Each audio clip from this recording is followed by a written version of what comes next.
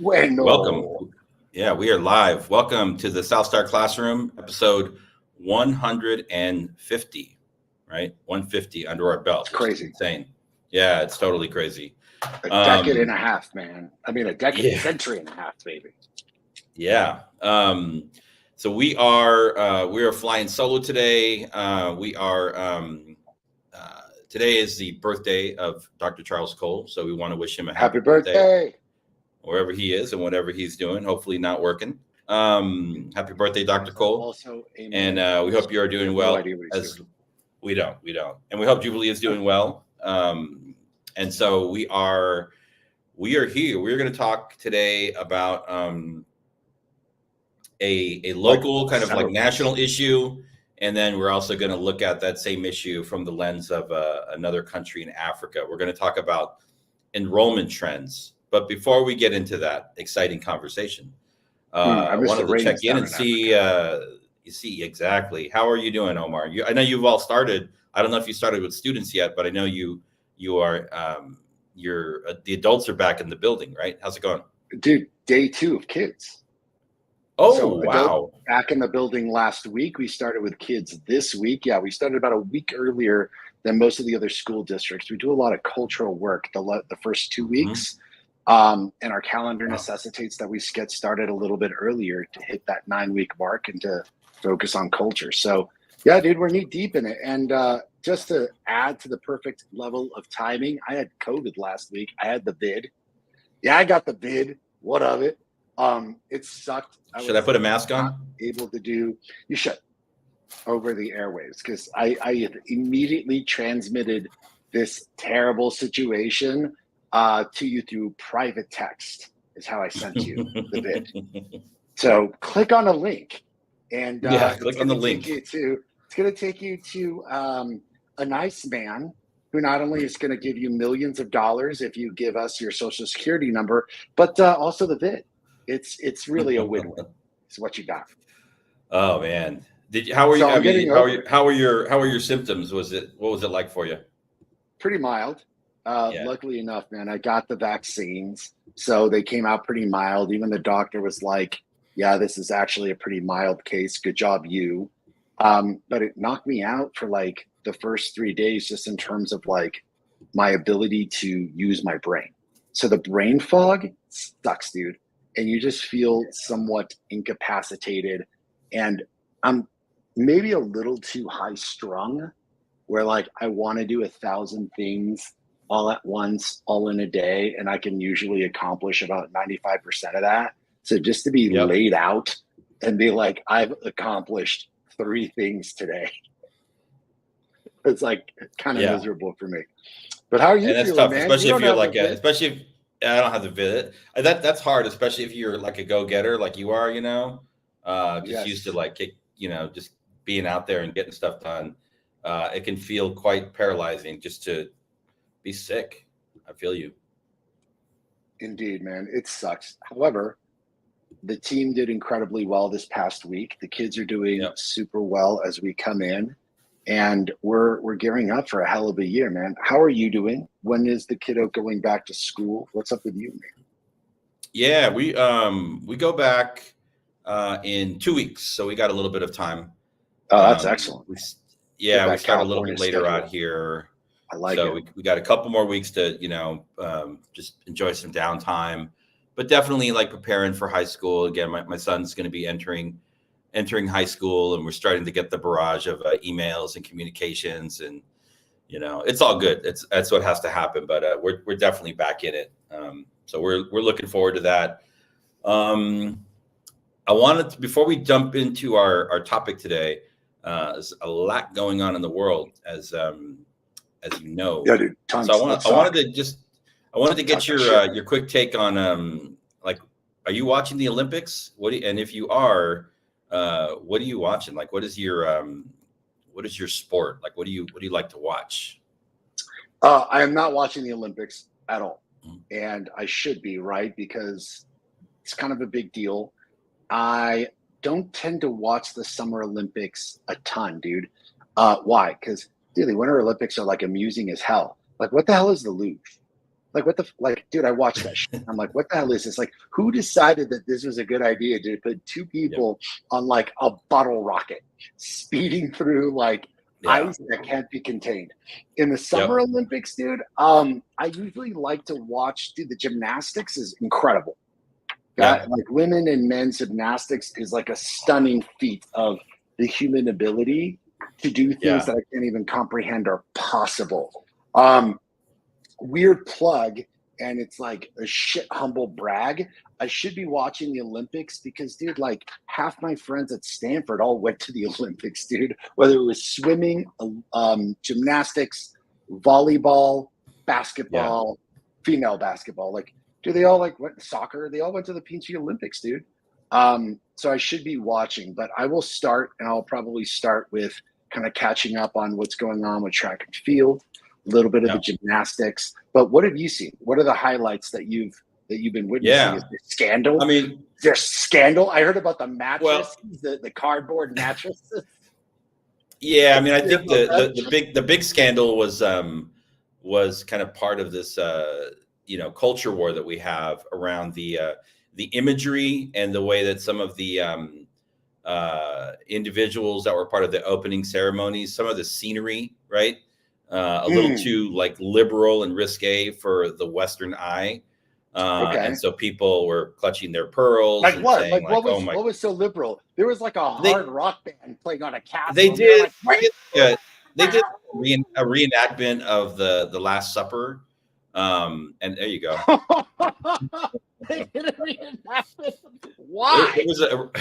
There was a reenactment of the Last Supper, and I mean, if you know anything about French culture in terms, the way they view like sexuality and the body and nudity, it's way more liberal than puritanical.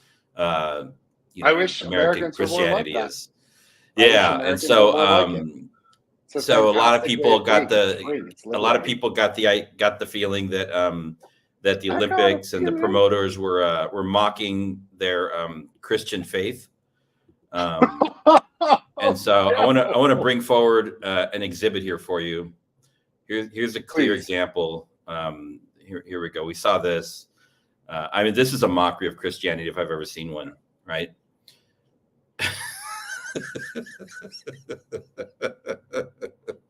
Oh wow! I mean, they're looking for it wherever they can find it, right? I mean, that's hysterical. Who wrote that? Like, it's somebody on Taylor Twitter. Green, it's hilarious. Yeah, no, it was somebody was making fun of them. Anyhow, I've been watching the surfing, watching skateboarding, watching water polo, swimming, gymnastics, and they have I don't know if this is new, but they have like a new kayaking event where they basically built a whitewater river, in the center of Paris. It's pretty insane. So I'll send you a link later. You should check it out. It's with a 12,000 seat arena where people can watch this, and it's like you're going down a river. Yeah, it's pretty insane. And today the U.S. women's rugby team took the gold from Australia, so that was big. Wow! Wait, really? Yeah. When you think of rugby, you think of like Australia, right?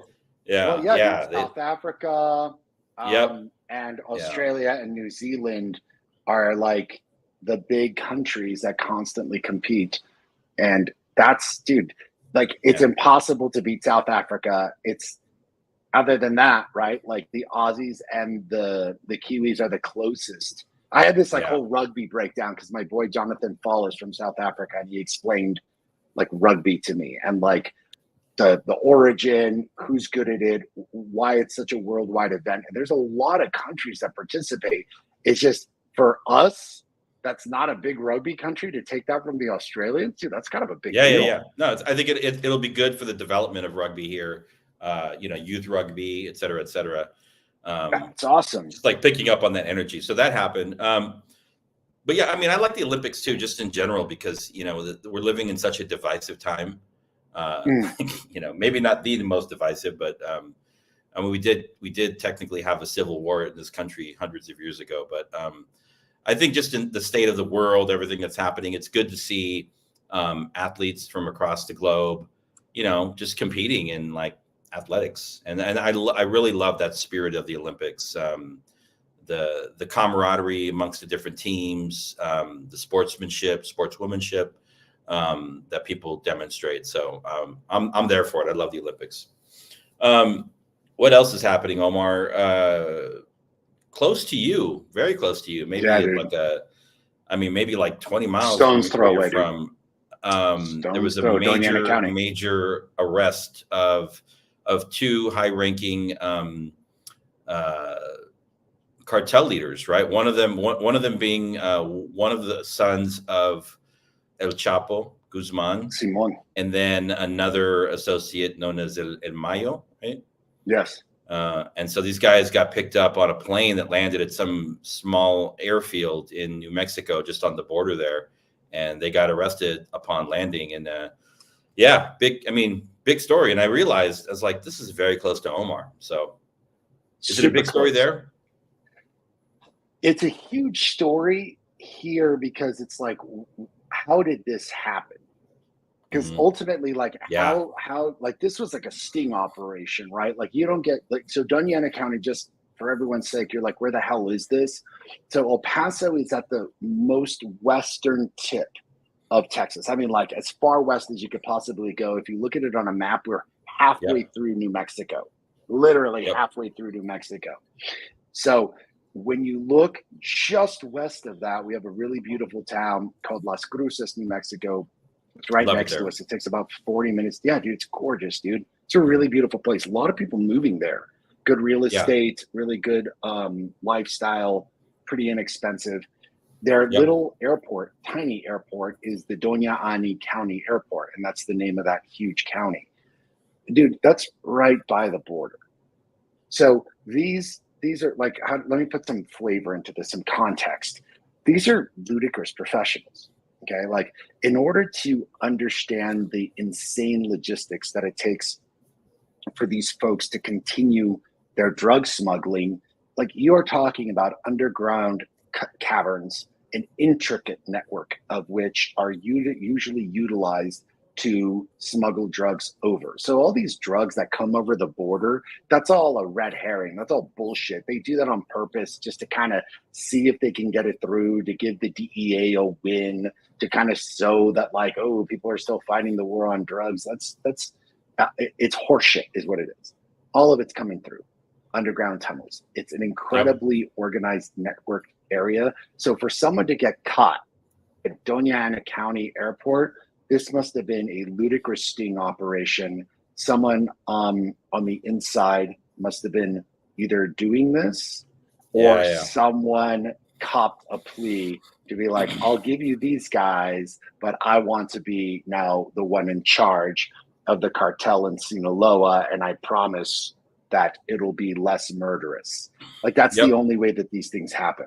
So for us, this is not clearly in the newspaper, and the newspaper was like, oh my God, these people got caught. And these are two of the biggest, drug cartel leaders in the nation. And they're going to go off to like maximum security with El Chapo in Colorado. That's what the news brokered. But us that kind of understand the intricacies and the nuance are looking at this more like this was clearly orchestrated. This was some kind of deal that was brokered.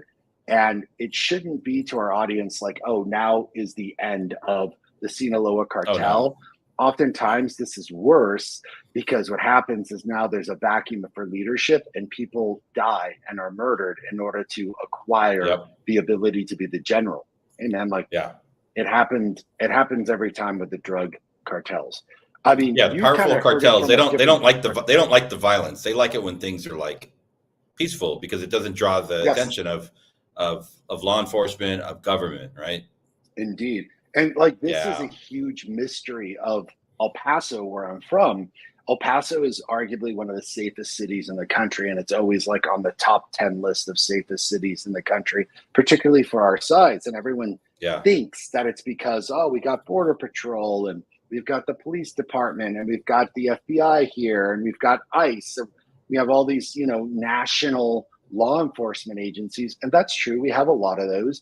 But the lack of violence is usually predicated on the fact that, again, like David said, these drug cartels do not want any attention whatsoever as the drugs come through El Paso. So yeah, it's going to be really safe and really quiet because they want to draw zero attention. You saw this from like a San Diego perspective. What did you read? What did you think? What did you see? I mean, yeah, we're right on the border too. I mean, I just saw what I saw in the paper. I was shocked that two people were in the same plane together. Like normally you wouldn't put two generals in the same car or same plane.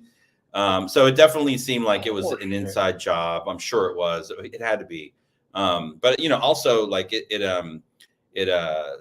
you know, these, we're not talking about the cartels bringing over like marijuana and cocaine. Like it's now like methamphetamine and like fake synthetic opioids and fentanyl. Like, you know, drugs are bad, but these drugs are really, really bad and destructive. And so it's a business where like, if you're going to have a demand, you're going to have a supplier, right? It's basic economics 101. And that's what we're looking at. And you're right. It's not, you know, until you curb demand, the stuff is going to come from somewhere, you know, some group. So I'm with you there. Indeed.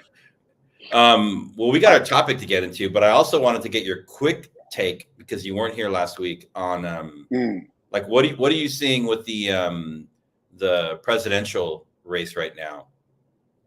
What's your quick take on that? When Doc and I were talking, I was saying, and I still think this, that we were gearing up to have the most boring election ever.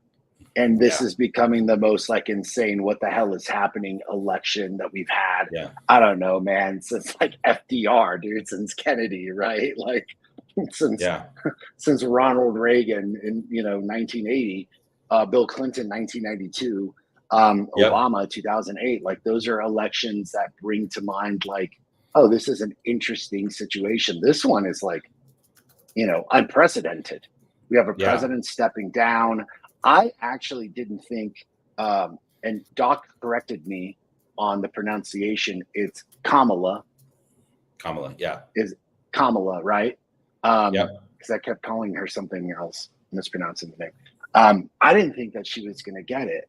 And I think that it just boiled down to, if you are the vice president, there's probably an immense amount of money that is attached and difficulties with the DNC, right? The Democratic National Committee, in terms of like, well, how do you justify that money going to a Gretchen Whitmer or to an Andy Beshear when they weren't actual candidates in the primary? I thought like some friends pointed that out, and I thought that was actually a really good point. What I did point out is that those delegates in that convention can make any decision that they want. Now, it seems like everyone's getting in line. It seems like they're ultimately trying to throw their support for Vice President Harris. My assumption is that the data looks good. The polling data looks very good. Yeah. It must have looked awful for Biden staying in the race. They must have crunched numbers for Harris, and then they've already probably figured out exactly who that vice presidential candidate would be. My friends think it's going to be Kelly from Arizona, which I don't think is a bad idea. You've got someone who could justifiably discuss the issue on the border. You got a senator, nice white guy. And everyone jokes about that. And I'm like, dude, I would be totally down with having two women run. I would totally be down for Whitmer and Harris to run. Like, it'd be badass, dude. Like one way or the other, you got like women running the White House for the first time. I'm like, how did we lose to Mexico on this one, dude? Mexico elected its first female president before the United States, dude. How do we lose to Mexico on this one, man? Personally, I'd be down for anyone who could do the job, regardless of like race or gender. But I think that Americans really want to see that balance, if you will. And they're probably going to choose a nice white dude. My money was on Josh Shapiro, the governor of Pennsylvania, because it's one of those critical states. My money's still kind of on Josh Shapiro, despite the fact that I think Kelly may be kind of the presumptive choice. But I kind of listened last time. I was in a daze because it was my worst day of COVID. What was your hot take on the VP ship and this whole situation with Biden stepping down on the BP ship. What is that? Oh, the VP. No, I mean, I think I'm glad that he did. It was very clear that he was not going to be able to carry on with the campaign. Not even talking about another 4 years in office. It looked like it was a losing race, and in politics, I mean, you got to win, right? You got to run the numbers. You got to look at the polling data, and the polling data was saying that like Biden was definitely going to lose against Trump, and so now we have this shift. I think Kamala was the right pick. I'm excited to see who they pick for VP. There's a tremendous amount of energy behind it, and we're not even talking about their positions on like education. That's okay. We'll get there later in another show. But I love the energy. I mean, they've raised hundreds of millions of dollars already in such a short period of time. They're doing all this organizing, work. And I think JD Vance was the worst VP pick for Trump for so many reasons. Like he's getting destroyed right now already. And I also think that it's amazing. We talked about this last week, but like there was an assassination attempt on the life of a former U.S. president a couple of weeks ago, right? How and now that just seems so like inconsequential, right? So it's crazy. You're muted up. Yeah. You're muted. There you go. Yeah. Isn't the like that's what, dude? Isn't the news cycle insane? There was it's totally insane. There was an attempted like that's yesterday's news. When Reagan crazy. When Hinckley attempted to assassinate Reagan, it was like for a year, it was like people were talking about it. Yep. And now it's like a couple of weeks and his ear's fine and we're moving on. And, by the time the election comes, that won't even become a thing. Anyhow, I mean, we can get into all this stuff. I agree. I just wanted to really quickly. I wanted to get your takes on this stuff. I just want a quick like thought. Why do you think they picked JD Vance? Of like all the people they could have picked for the VP. Oh man. Like Stark, dude. Don't deny the fact that not Pence again. So there's that, right? Yeah. And then Pence didn't even show up to the Republican National Convention. So like, where's Vance coming in from? I think Vance is coming in. I think he's young. I think not having anything to do with. He doesn't really have a solid like platform because a lot of the things that he's campaigning on now, like his track record, demonstrates that like. He's more of an opportunist, like a lot of these people are. I think he's somebody that Trump is going to be able to like bully around. Like he was unable to, he bullied Pence for 4 years up until the very end, right? Until it really mattered. And, Pence's VP ship ended with, him running for his life, right? Like literally. We shouldn't be laughing, dude, but like it's true. Dude. Cut his head off. Like Trump was like, I want you to hang that guy, like put him up in the barracks. Like it's crazy, man. Like a medieval like peasantry, just like Monty Python, the Holy Grail, some dude clapping in the torture dungeon, dude. That's what Trump said. JD Vance is a smart guy. He's intelligent. He's a Harvard dude. He went to school with, a lot of other, people that are in politics now. Indeed. But he chose the path of not following any kind of like moral code, right? He's all about opportunity and what can Trump do for me. And so, he's kind of a blank slate for Trump, but all the stuff that is coming out about his past and he's just going to get obliterated. I feel so. It's we'll see. We got to move on though. We can do this. We got to move on, dude. I know we could do it the whole time, man. We got a show. All right. So we are, and for people that are here in the audience, thank you for being here. Feel free to comment as we jump into our topic. We are talking about enrollment in the United States, big picture. Many large, I think primarily urban school systems are facing an enrollment cliff. So you have this combination of all of this federal money coming in to support schools kind of through COVID, through reopening, and a lot of that money is going away. and some state aid as well. At the same time that enrollment is dropping. So you kind of have a double whammy. For public schools, enrollment is the driver of revenue per student that comes in, and there's a calculation. It's different in every state, but that's how it works. So, I know in California, there are a number of large school districts, everything from the large school districts to the small charter schools that are like struggling to get back to full enrollment. And I know in Texas that's happening as well. And so I think that's the first thing that we kind of wanted to jump into is this, the implications, the overview of what we call the enrollment cliff. And I'll let you fill in with more color, Omar. You're running a school system. You can talk about what's happening at El Paso Leadership Academy, and then, what are you seeing in Texas and across the country? Yeah, no, man. I mean, we'll have to kind of maybe show some of the stats, but how do I break this down? So David did a really good job of basically making it very simple, dude. Like the way that schools and school districts prove that they have kids is through attendance. And you've got to send them, dude, it's a really intricate component. So it's not like, oh, you have a kid and he's in your system, you're going to get paid for that kid. No, kid has to be fully registered to your school, and then the kid has to show up. Like if you count that kid as present and that kid was absent, that is fraud. And you can have your school shut down. You could get sued. The state can come back and do an audit on your finances. It's pretty nuts. So the way that schools earn money is we have kids in our school and they show up. That is like the basic equation. And you have two radically interesting things going on simultaneously, not just in Texas, but nationally, is that kids aren't even being enrolled in the school to begin with.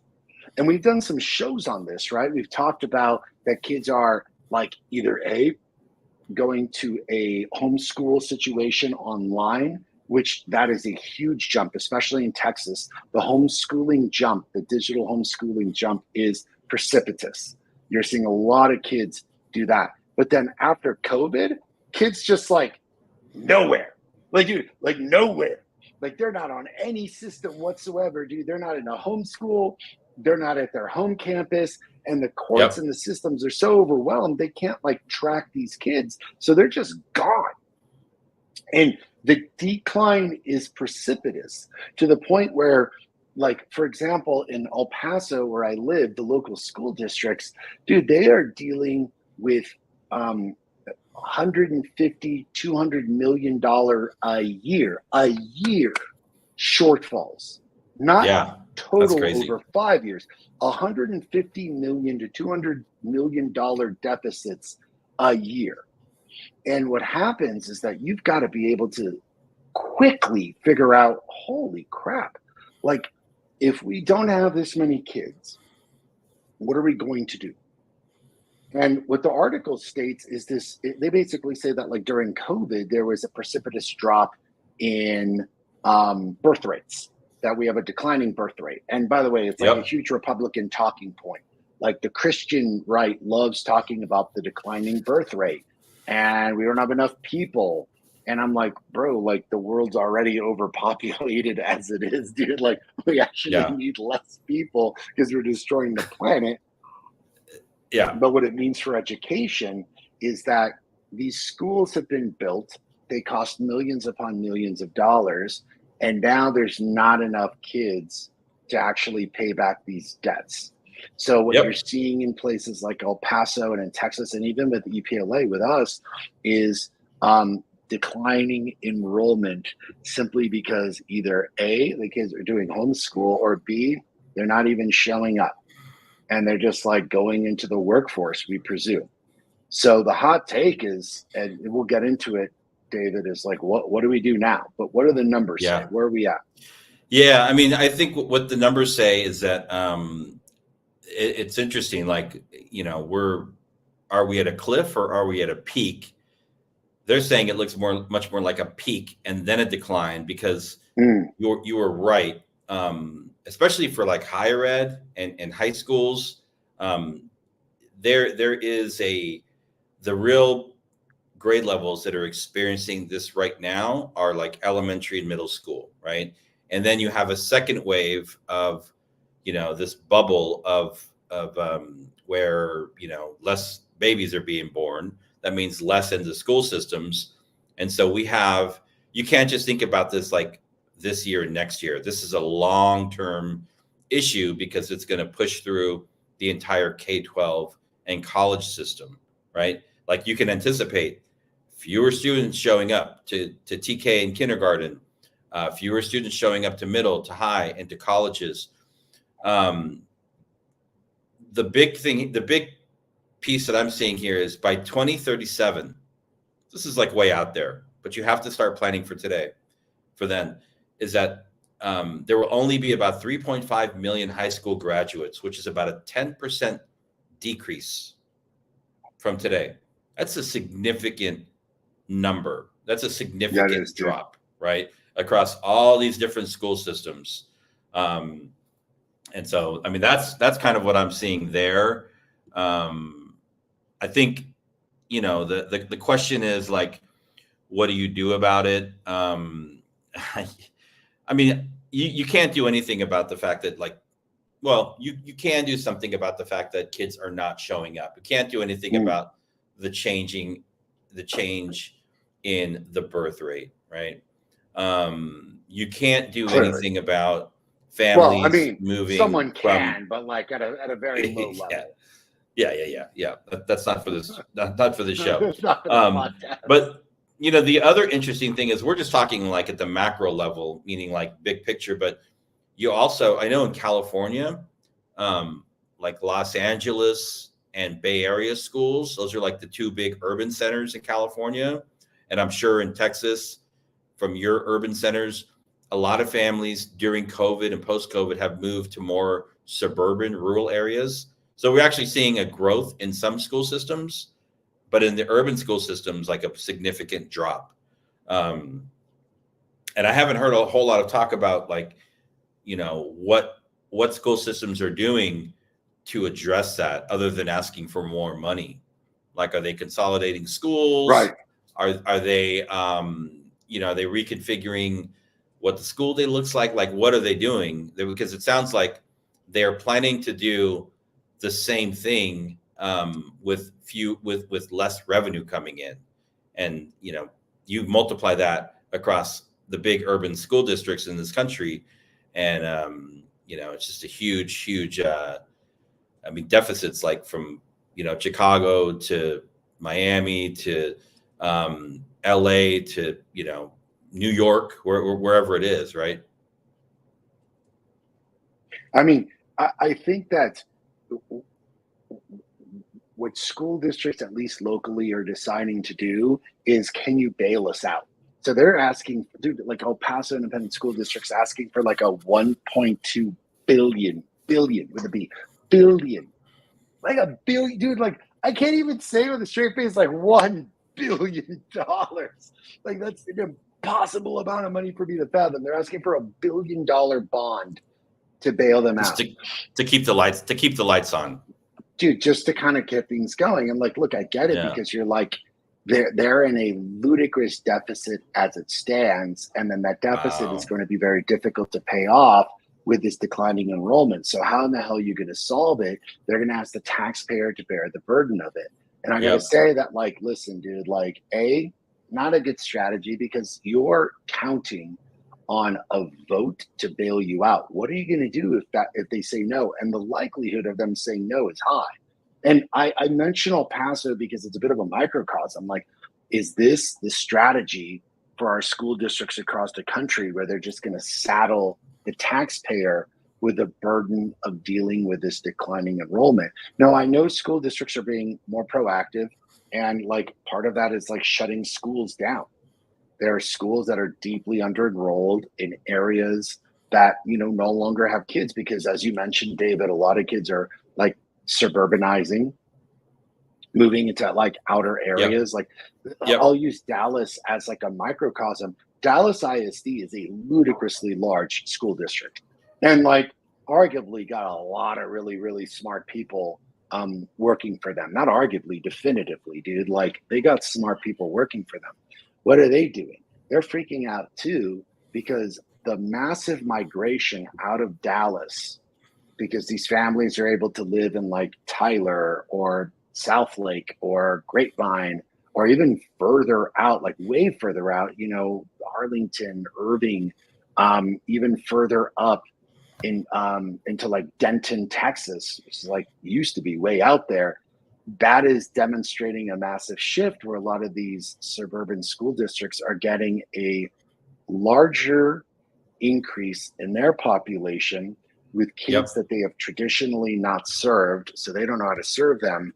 And then your urban school districts are seeing this radical decline and then wondering, what do we do with these $1 million buildings? And then how do we adapt quickly?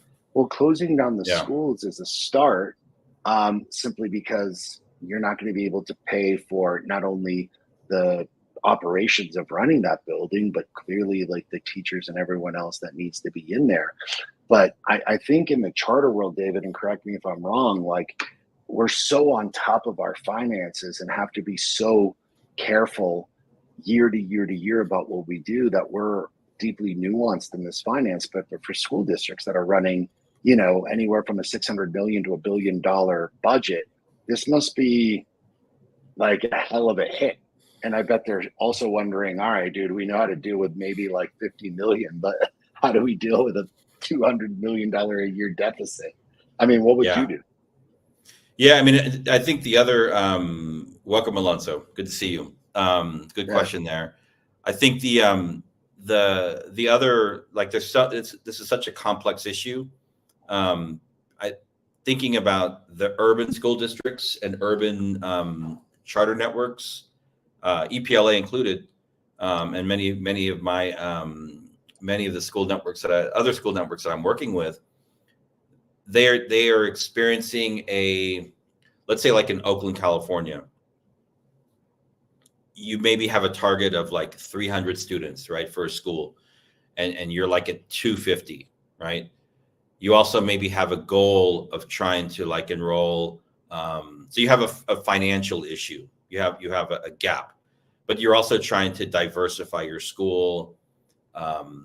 And what's happening now is, as a result of immigration, whatever, legal, illegal, doesn't matter, people are still coming to the United States for a better life, from you know, not just Mexico now, but like you see what's happening in Venezuela, you see what's happening in Haiti. Like people are coming here there, and they will continue to come here. And so what you have is this, you also have declining enrollment at the same time that you have a very different shifting demographic of students. And you have to be thinking about, like, we can't keep teaching the same way that we've taught, because the students that we need have different needs based on their home and language backgrounds, right? And so that's a very, very complicated thing to navigate.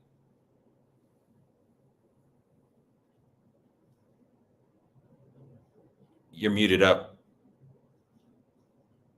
It's things that these previous school districts, I think, have never had to deal with, right? So, like, I was just in Denver, and I was talking to a good friend.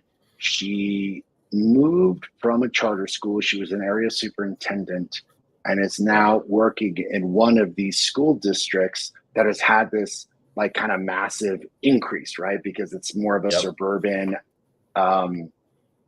outside of Houston school district. I think it's Aldine School District. Don't quote me though.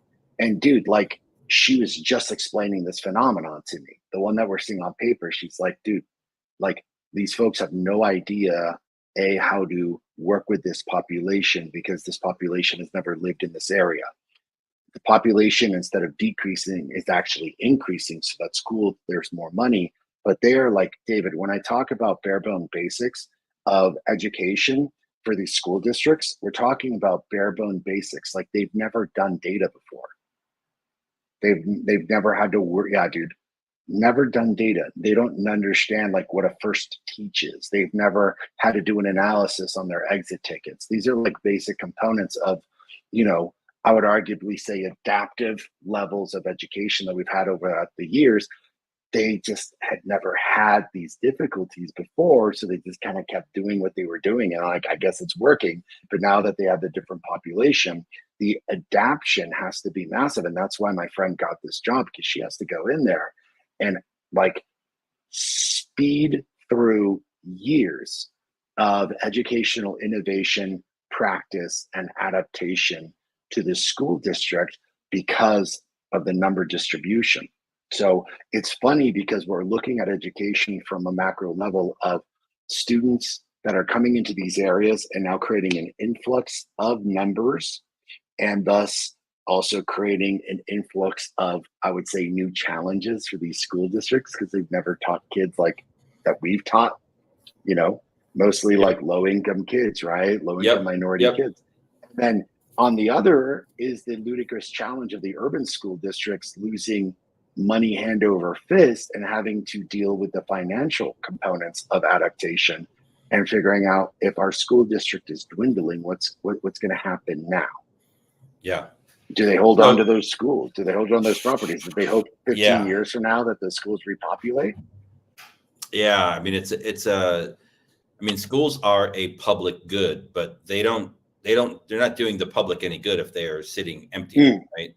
Mm-hmm. And so that's a whole conversation, in and of itself. But and I know in certain areas it can get quite contentious politically to talk even about, providing a public school building over to a public charter school, or transforming or selling off public school buildings for development. But at the end of the day, if there aren't kids coming, there aren't kids, and they're not going to come next year. They're not going to come the year after. These are like big, kind of slow, long-term slow waves. Yep. So let's transition now. Let's move. When we say to the other side of the pond, we always think about England, right? But the other side of the pond is also Africa.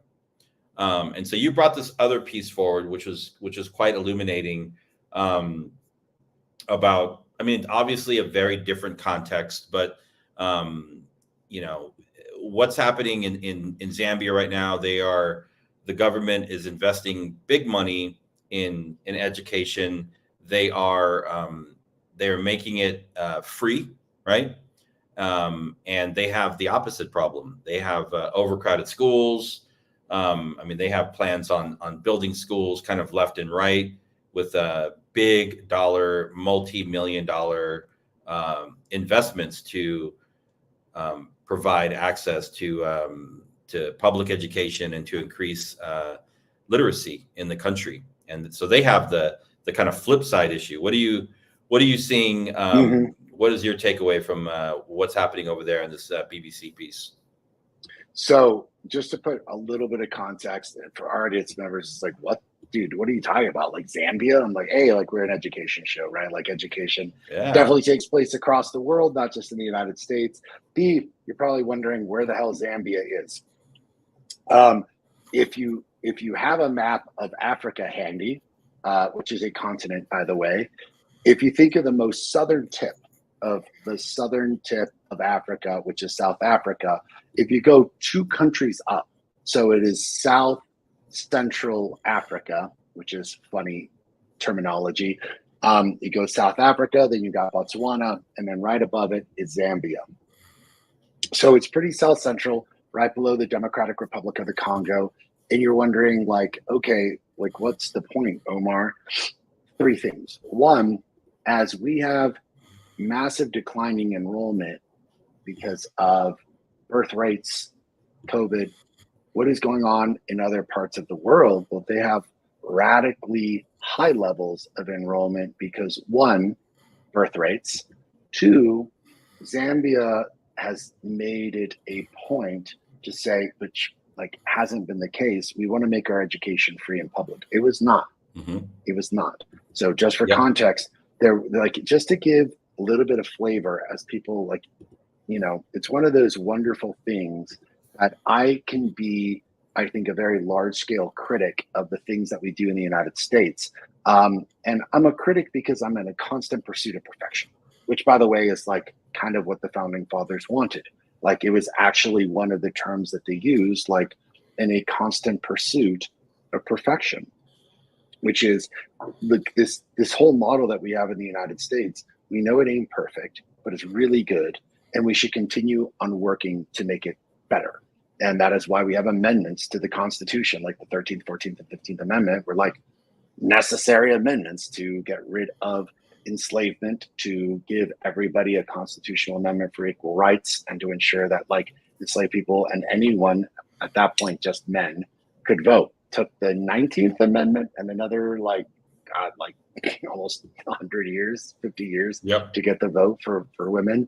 But it's one of those things where like, dude, look, like you look at a country like Zambia and these classrooms have 100 students in them because they are dying to get an education. Something that we take for granted in the United States, good, free public education. Granted, like some areas are definitely not good, but definitely free, and we could do a lot to improve here. But the article really points out the stunning nature of a country across the world that is saying, here is the importance of education. So much so that we will flock to these schools and have classrooms with 100 students in it, because this is the first time that we were offered education for free. And a lot of the commentary on the article is kind of both like from two ways. It's like, well, my kid was in private school. I had to pay for school. Now that it's free, I'm flocking to the school because now we have money for things like, I don't know, food and clothing and, you know, necessities of life, because we're not as, you know, like the United States, they're a very prosperous country in comparison, particularly in comparison to what's going on in Africa, right? On the other end, there's some parents that are like, well, there's 100 kids in my class, so they're not getting that individualized attention. So I feel like maybe I should bring them back to private school. But that was a small group of people in what is an overwhelming demonstration of this is the world's way of saying education is of ludicrous importance. We shouldn't take it for granted. Kids will flock into classrooms with 100 students in them just to get the opportunity to learn how to read and write, which is something that's not offered all across the world. And I got to say, like, you know, I know a little bit about history, right? And one of the utensils that the United States uses, I would say uses, not used, not past tense, uses, to subjugate people is to keep them ignorant.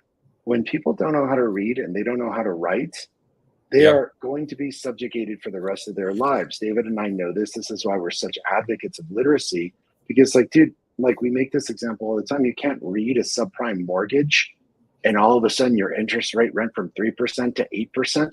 You're like, holy shit, I can't pay for this house anymore because it's 8% interest. I didn't know about this. And I was like, it was netted because it was in that contract that you should, like, that you maybe couldn't have read, that was built on purpose to confuse you.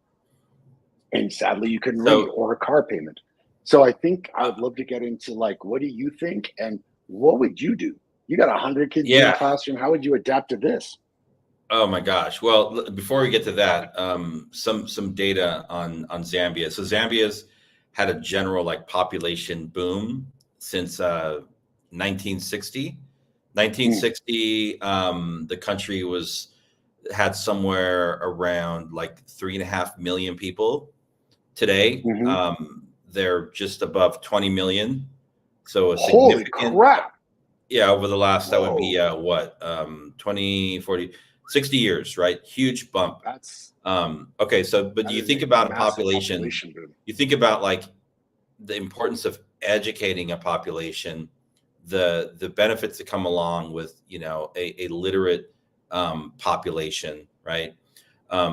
20 million people living in the country now. And since 2021, the new investments in public education in Zambia have brought in 2 million extra students. So 2 million over a population of 20 million. Like that's a huge, that's, what is that, like 10%? If I'm doing my math correctly.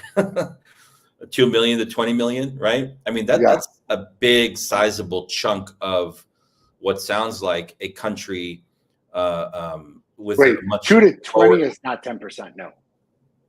what is 2 to 20 then? Yeah, it is. No, 10%. 10%, 10%. No, it's Yeah, 10. tenfold. Tenfold. Okay, yes. Yeah, tenfold. Right. No, it's the other way around. It's 2 million out of a population of 20 million. Yes, that is 10%. So Yes, yeah, correct. yeah. And so you think about that in a country, I don't know what the median age is, but I'm assuming it's on the younger side. I mean, that is that could be transformational, right? So yeah, I mean, what do you do? I think it's the same, I think it's the same for both. I mean, you have to be responsive, right? There are definitely things that you could do in settings where you have like overcrowded classrooms. I mean, there are ways around. There are ways to kind of like democratize, or I would say like move away from what we traditionally think is education, just in terms of basic things like scheduling, thinking about like ways of integrating technology, thinking about using like maybe if you don't have classrooms, you use outdoor space, or you have different ways of configuring the school day. I don't think it all has to look like it has historically looked here in the United States, because we know that things haven't really changed here in the last hundreds of years. So we still kind of have this like same idea of what education looks like. So I know that they've done a couple of different things over there. It looks like they've kind of tapped into what did the article say? Like had to say stuff around like play-based learning, something like that. I think where there's a will, there's a way. Yeah. And I think if young people are showing up in the numbers that they are, then it's the responsibility of the government and the school system to figure out how to work with that. I think it's a good problem to have. The flip side of it is when you have big new shiny buildings and you have people that are employed to support young people, and the young people don't show up. And I think the answer is the same. You have to respond. You have to adjust. And I think we have a very hard time doing that in this country for a number of different reasons. You have labor unions that have kind of work job guarantees for adults, and so you're left with like systems leaders that are forced to just like ask for more money to keep people employed, right? Mm-hmm. When you walk into a school building and it's like half filled, right? I mean, I spent a lot of time in Oakland, California, and at any given point, many of the schools there were more than half empty, right? Just like vacant. Like, where are the kids at? They're not here, right? And so I don't see the adjustments, but I think on both sides, whether you are responding to a massive influx or a massive enrollment drop, you have to be flexible. And so I think it's a very interesting, two very different like situations. The context in both are very different, but I still think it's fascinating. And I think we can learn, at least some lessons from what they're doing over there. And they could probably learn from some of our lessons that where we have demonstrated that maybe we didn't learn. Right. I mean, ultimately, I think that if you look at just a cultural perspective, and this is kind of like I wish, this is just a magic wand. I wish, like, you look at the Japanese, you look at areas where like education is venerated, where people take it very seriously because they understand the ramifications of a well-educated population. Like, I kind of wish that we were in that scenario. Now, granted, like, I will say this, I don't think that it's a coincidence in this country, having read all the things that I've read, that there is a particular class of people that, are probably either purposely or at least through neglect ensured are subjugated, because when you have a low educated population, well, Now you've got a class of people that ultimately can't take high skill level jobs. So therefore, they're doing a lot of service industry stuff because that doesn't usually require an education, and that guarantees that. You've got a guaranteed population for the military because now ultimately you have a group of people that are like looking to get out of their circumstances by joining the military. And like, to me, it just seems like, damn, dude, like education is such a panacea of being able to lift the socioeconomic status up of a family, lift them out of poverty. I mean, it's stuff that we talk about all the time. And this is just a good demonstration of like, here's a country flocking to education because they know what it means for them. They know what it means for their country. They know what it means for their family. And like, meanwhile, back at the Batcave, you got a shitload of kids that are like double deucing the classrooms. And they're like, I'm out of here. And like, sadly, I think that while that seems really cool now, a lot of these kids, sadly, in retrospect, were like, damn, dude, I wish I paid more attention in school. But I think that it behooves us, David, to be significantly more adaptive with what we're doing. Like, how do we get more into play-based learning, which is smart? Like, dude, school should be fun. So I want to repeat like what I said earlier, because now I'm thinking about it, not differently, but I have different words to express myself. I'm thinking about like, I'm reading this article on what they're doing in Zambia. I'm thinking about, and play-based learning is that. Play-based learning is not a tech solution, right? Mm-hmm. It's a human solution. I think about when the pandemic happened, right? And when American school systems were kind of in a, it was very confusing, and we don't run, the United States, our education system is like 80% up to the states, right? So you figure it out. In Texas, you figure it out. And then you're a charter school and like, you just figure it out, right? We had all these like visions of grandeur for like high-tech solutions. I think about what happened in Mexico during the pandemic, and they instituted a very low-tech solution to education, because it's a nationalized system of education, talking about the public school system in Mexico. And they created, national like lessons for literacy, for mathematics, for science, for history. And they used TV to push out lessons for students in schools. So it was, instead of like having everybody try and figure it out on their own, they said, hey, we have television. All you need is like rabbit ears. And so students had access to learning in a very different kind of low-tech environment than we had here. We had all the technology that we could have ever wished for here. And it took us too long to figure out how to deliver education. So I'm thinking there definitely, and we're coming up to the end here. I'm going to continue to follow the Zambia story and dive a little bit deeper to see like, what are the low tech solutions, right? What are the human solutions to, educating students, to supporting students, versus all of the high tech solutions that, we tend to invest a lot of money in and just can't quite seem to get right. I don't know if you remember the iPad debacle in Los Angeles Unified School District years ago, like a decade ago, when the iPads first came out. They did this massive rollout, and it was billions of dollars down the drain. They lost them. Kids hacked them.